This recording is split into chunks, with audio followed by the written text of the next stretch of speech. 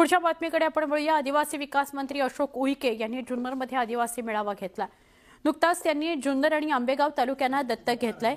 यावेळी दोन्ही तालुक्यांच्या विकासावर त्यांनी भाष्य केलं। गडचिरोलीपेक्षा आंबेगाव जुन्नरच्या आदिवासी भागातील पाण्याची परिस्थिती भयंकर असल्याची खंत आदिवासी विकास मंत्री अशोक उईकेंनी व्यक्त केली। आंबेगाव आणि जुन्नर तालुक्यातील पाण्याचा प्रश्न सोडवण्याकरता लवकरच आढावा बैठक बोलवणार असून त्यात संबंधित विभागाचे सचिव या दोन्ही तालुक्यांच्या आमदारांनाही बोलवणार आहेत, असं उईके म्हणाले।